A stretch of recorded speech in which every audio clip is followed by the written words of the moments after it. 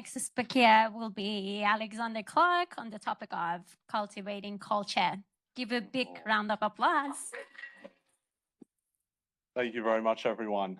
Now, before we get stuck into this today, I would just like you to humour me for one moment. Can we all stand up, please? Everyone on our feet.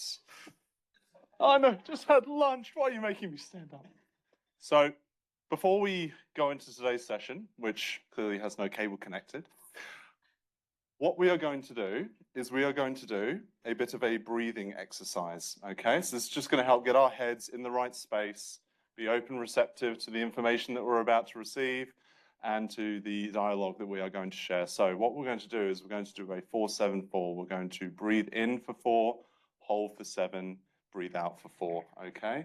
So ready, we're all going to breathe in 4 seconds. Ready, off you go. 4, 3, 2, 1, hold. 7, 6, 5, 4, 3, 2, 1, and exhale. 4, 3, 2, 1. Wonderful. So what you guys have just done there with that technique is we have lowered our stress levels, we've oxygenated our brains, we've given ourselves an opportunity to get ready for what we're about to do. You may all take your seats. Thank you so much. All right, so everybody, welcome to Cultivating Culture. My name is Alex. I am a product designer, a data geek, and a cognitive science enthusiast. Before we get into the slide deck today, I'd just like to do a very quick acknowledgement of the country to acknowledge the elders past and present of the Bunurong people of the Kulin Nation. And as is tradition with these kind of things, I'd just like to share a very quick story about the land on which we are meeting. So one of the things that I like to do in my pastime is I like to go rowing. I like to get out on the Yarra River. I like to go for a bit of a row, and I've been doing that for almost 20 years now. During that time, I've come to know the river as this gathering place. It's a place of community. It's a place of growth. It's a place of challenge, and it's also a place of sharing. But as I've come to know the people, I've also come to know the space, come to know the river. And for those of you that may not know, there used to be a waterfall on the Yarra. So if you imagine the Yarra River, Melbourne Convention Centre, Hollywood side, there used to be a big flowing waterfall there. And this was the informal border between two tribes that stayed on the other sides of the river. When Westerners came in, this waterfall was taken away to allow us to move up and down the river more freely. But what I found is even though this was a little bit of a destructive act, we still use this river for the same purposes that the Aboriginals used it. It was a meeting place. It was a gathering place. It's a place of learning, a place of sharing. And that's the relationship that I've had with this river. And inadvertently, I've kind of shared that same experience in one form or another. So that's just my little way of starting this conversation and doing my acknowledgement. So let's get stuck in. Cultures can be quite interesting. Sometimes they look a bit like this. As I said in my little pitch, sometimes they can be a bit like a barren garden. And you can see here, if we imagine there's a lot of hazards, it's quite hostile. You might have to watch where you step. You might end up stepping on something that you didn't want to. It might hurt you. It might make it a bit uncomfortable for a bit. And you're always thinking about trying to use what is around you to survive. You know, ideally, you want to be thriving. This is oftentimes what a culture looks like when it is in a state of crisis. It is a place where you don't feel safe. It's a place where you have to be hyper alert, hyper aware, and you're constantly thinking to yourself, how do I get what I need to survive, to do what I need to do at the bare minimum, just to keep moving forward? The consequences of this are things like this: burnout, feeling like you're not getting enough of what you need to keep moving forward, yet you still have to. Disengagement. You look at the environment that you're a part of, and in a state of survival, you disengage. You try and remove yourself. You try and conserve energy so that you are able to move forward. And that brings us to the last point, the self-preservation piece. The mindset no longer becomes about how I can get back to the environment. It becomes, how can I survive in this environment? Now, ideally, we want this. Big, biodiverse environment, a garden that is teeming with life and thriving. This looks like a great place to be. You have abundance, you have people that you can share this space with, and it's an environment that is a lot of give and take. You take from it, you also give back. The environment does the same thing in turn. This is the analogy that I want to use to describe culture for us. I want you to think about it like an ecosystem.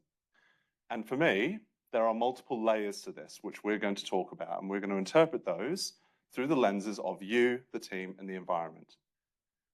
So, moving forward, when we talk about character strengths being the fuel that creates these environments, it's the intangible, force, the je ne sais quoi, that gives you that ability to grow that beautiful environment.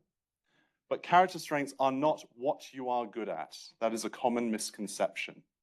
Character strengths are the traits that energize and empower you. They are the innate things that you exercise, that manifest in the things you do, that give you this feeling of energy and empowerment. And oftentimes we mistake it for, I do this process and that gives me energy. Incorrect. It is the traits that you are exercising, that you are employing through these processes, through these activities, that then allow you to turn up as your best self. And they are different from person to person, yet they are connected. So today, we're going to go through these 3 levels of culture cultivation. Level 1, tending to you, the individual contributor. Number 2, nurturing your team connection. And lastly, curating the environment. And we're just going to go through each of these 3 layers, and I'm just going to give you a way of looking at building teams, the way of looking at building cultures. So I want to impress upon you, this is not a one-size-fits-all. This is not the answer, but it is an answer that I believe very strongly in. I'm very passionate about this area because I believe that it is a way to create environments that are sustainable, that create these beautiful ecosystems that are diverse, that can sustain and can move people forward in a really positive way. And not just move people forward, but move companies, organizations, groups of people as a united front. So let's start with tending to you. I'm going to just flag before I move on to the next slide. I'm a bit of a cinephile as well, so I'm going to be using a lot of movie references here, and if you get them, I'm really excited to hear that. Neo. As soon as you mentioned your dog was called Neo there, Troy, I was like, yes, he gets it. In this scene, Neo has gone through his transitional phase. He has gone from being a slave of the Matrix, he's escaped, and he is now standing in front of the Oracle, starting the journey of what they call the One. Really, it's just the metaphysical journey of self-discovery, becoming the person that he is meant to be. This above the door says, know thyself. It is the challenge that was given to him to say, before you can become the best version of yourself, before you can manifest these fantastic traits, that is the challenge that is in front of you. And it's really the start of every journey when it comes to understanding your character strengths, knowing thyself, and starting from that place of, I actually don't, and working from there. So when we're talking about tending to you as the first level of discovering character strengths and building these great cultural environments, think about these 3 things. First of all, it is about identifying those core strengths for yourself, and that is your job. You must not rely on someone else to do it for you. You must not rely on an external force to come and tell you this is how you are. It has to be your subjective opinion, because as soon as you have identified that in yourself, you can then communicate that to other people. Because if you go around saying, oh, I'm courageous because my friend told me so, it doesn't have quite the same impact. It feels like their opinion of you. Whereas if I were to say, I like being courageous at work because that gives me purpose. See the difference? Subtle reframing. Once you have done that, this then allows you to intentionally align your work with the character strengths that you possess and have identified. By doing this, you are able to maximize flow, maximize engagement with your own work. And from the outside looking in, it's going to look like a productivity spike. But what it actually is you being able to say, when I do my work, and I know it's been mentioned a couple of times in a couple of other talks, by a few people, and unloving the fact that we all share these opinions, you are able to align your work with what you do naturally, and that produces great outcomes. And then lastly, you get to reap the rewards of having done this. And the analogy I like to use here is, everyone can be a captain in calm waters, but being a captain in a storm is very tricky. And being able to have identified your core character strengths gives you that ability to have a strong foundation, a strong bedrock to say, even in challenging times, I don't rely on a process, which may change from context to context. I don't rely on an asset or an object that I carry with me through my work. I rely on these flexible and interconnected strengths that I can then deploy as needed, regardless of the environment. And then you can become known as that person that understands and exercises their strengths in any setting. So that's level one, tending to you, taking ownership of identifying strengths, aligning your work with it, and then understanding how that benefits you.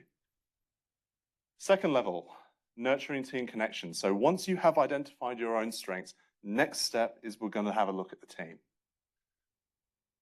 For those of you who don't know this bloke, his name is Andy Cato. He was one of the lead men in a band called Groove Armada, and he was on an episode of Clarkson's Farm. Bit weird.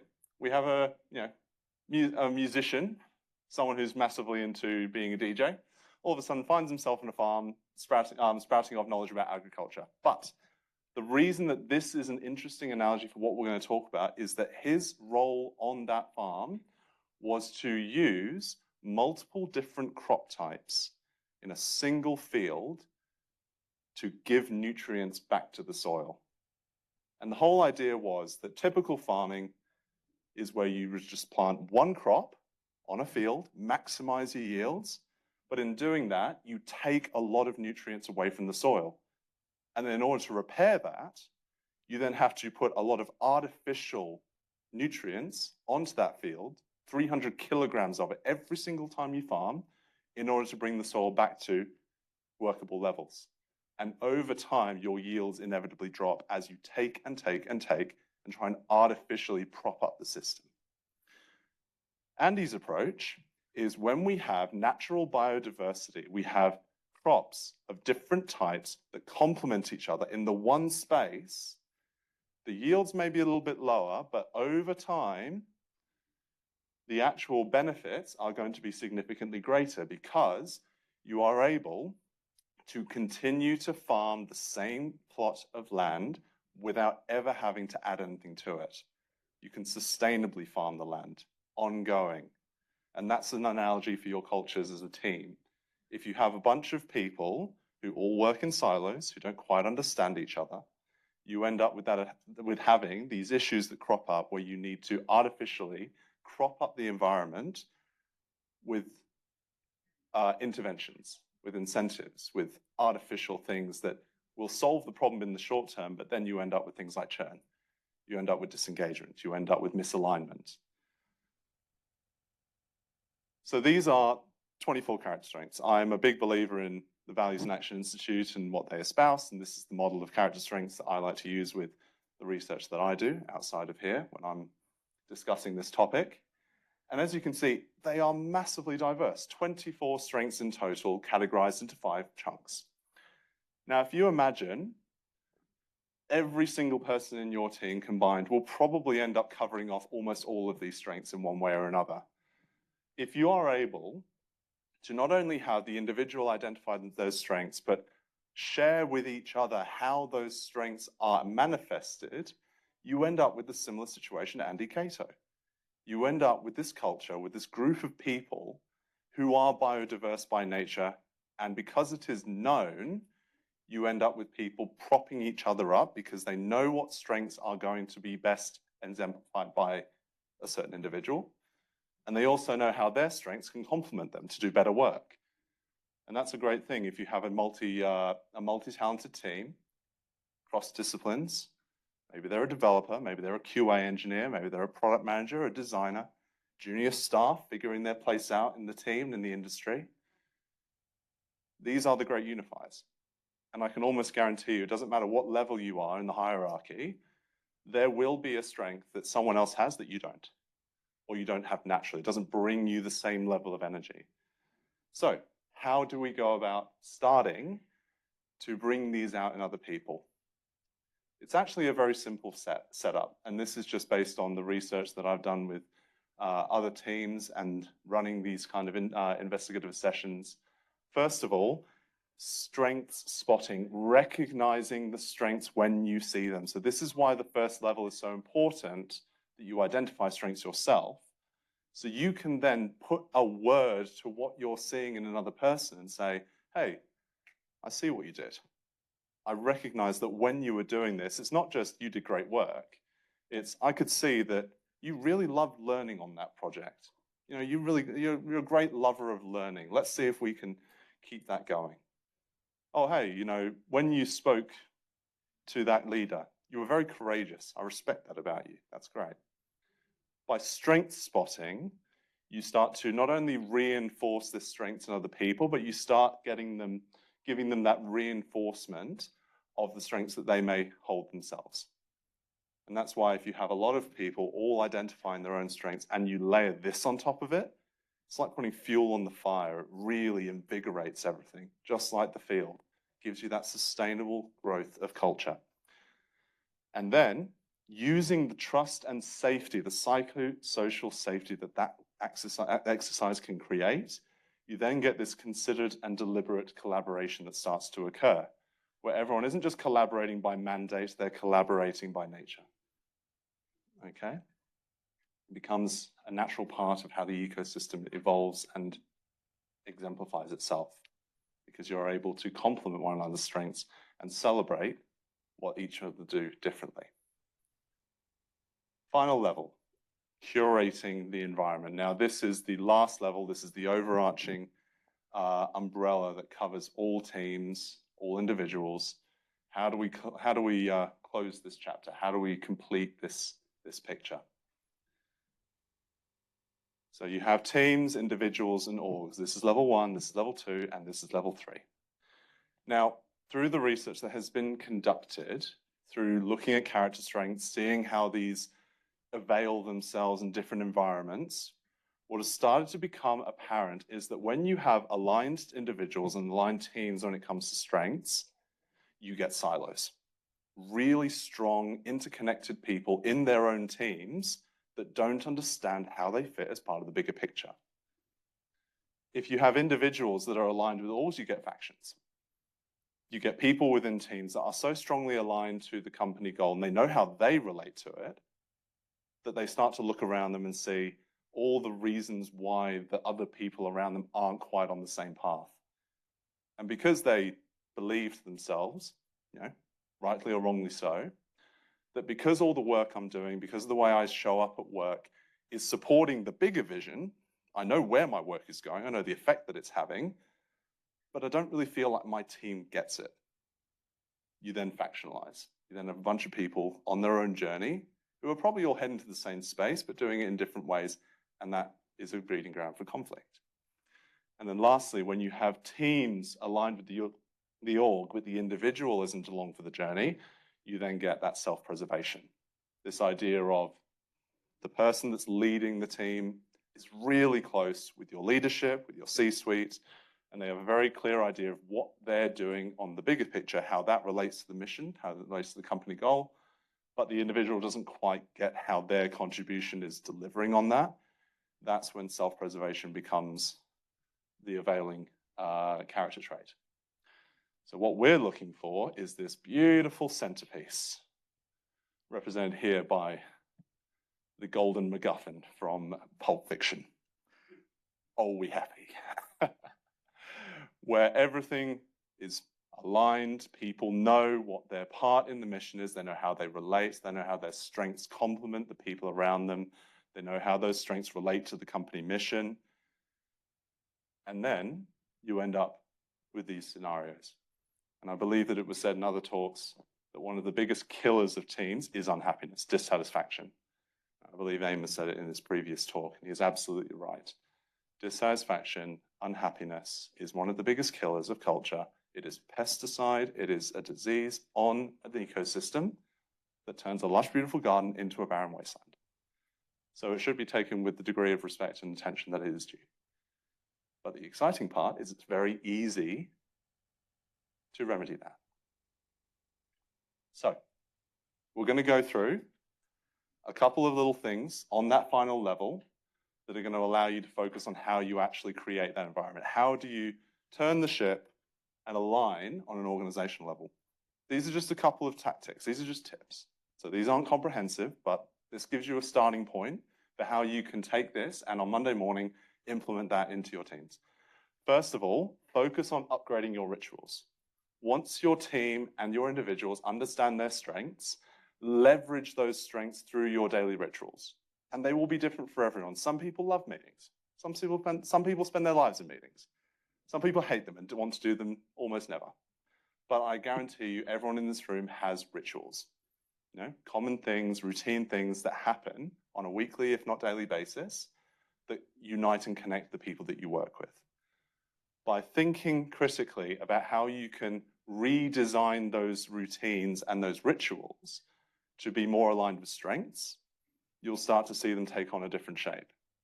An example might be, if you're doing a retrospective and you have a team where your uniting strength is creativity, consider, how can I implement creativity in my retros? Maybe I don't need to be as structured. Maybe it's about doing, you know, a quick retro where I have a bunch of memes that come up that represent how I did what I did. The wins, the losses, the learnings, the things we're going to do better next time, the things we're going to avoid. So you can start to turn basic routines and rituals into things that more closely align. Secondly, small intentional changes. These do not have to be massive wholesale shifts. They don't have to be earth-shattering. It is about, as I said in this third part, it's about mindful change in small steps. Showing that you have this commitment to long-term change when it comes to applying strengths can positively impact those organizational features. And it's important to know that cultures are never static, exactly like an ecosystem, exactly like a garden. The garden will grow on its own. It will grow without you there, it will grow with you there. But how it grows is up to you. And it's something to be noted that when we're talking about character strengths as a tool for building culture, it is not a do it once, forget it, and it will forever be the same. People grow, people change. As people start to develop, their strengths will change. The mission of the company will change. And all of these small, deliberate changes will mean that over time, you may have to revisit, you may have to reflect and say, hey, how have we grown? How have we changed? And what are strengths and what are some character traits that you wish to continue to develop? And genuinely challenging people to continue that mission of self-reflection is absolutely critical. Because over the long term, this is not a one-size-fits-all solution. This is something that is a commitment, a long-term commitment to continue to do. Thank you so much. No, that's all right. So let's recap on everything that we've just said so far with the help of Ted Lasso. Start with your strengths. We are all works in progress, which means that we need to, as I've just said, continue to work and reflect upon ourselves. That is the key. That is the starting point. That is your bedrock. If you ever feel like you are lost in this process, do not look to someone else. Do not look to your organization. Don't look to the work you're doing. Look to yourself and start to reflect, because we are all works in progress and we will continue to be. Number two, spot the strengths in others. Develop the ability to put words to intangible traits. And this is a perfect example of that from the TV show, where he talks to Jamie Tart, who says, Coach, I'm me. Why would I want to be anything different? I'm not sure you realize how psychologically healthy that actually is. That is him standing in front of Jamie, and instead of just going, okay, cool. No, I recognize what you did. Good on you. That's really healthy. And I see that as the starting point for the character of Jamie Tart actually evolving throughout the TV show. It's this moment here where Ted recognizes this is actually a great guy. He can be a bit of a tosser, but he has the ability to be really psychologically healthy because he knows and trusts himself. And that's how you start to support that in other people. And lastly, curate culture in the daily interactions and rituals. Whenever you have an opportunity, it is the small things. It is the moments where you have an opportunity to express gratitude, where you have an opportunity to be brave, when you have an opportunity to learn. That is how these strengths avail themselves and how they become change makers within your organizations, within your teams, and within yourself. So recognize that it's not going to be big moments of grandstanding and standing in front of people, delivering the amazing project and saying, and I used all these strengths to achieve that. No, no, no, no. It's in the small moments where that becomes insanely powerful and it compounds over time. And if you do all of that, you may end up building a culture that is as diverse, as lush, and it can be as healthy and supportive as what you see here, where you have the individual, you have the team, and you have the environment, all aligned, all cohesive, united by their strengths and what they bring to each other. Thank you very much. I appreciate you listening. Let's do some Q&A. Thank you, Alexander, for such an insightful topic. Now we have around 5 minutes for questions. Okay, perfect. First one.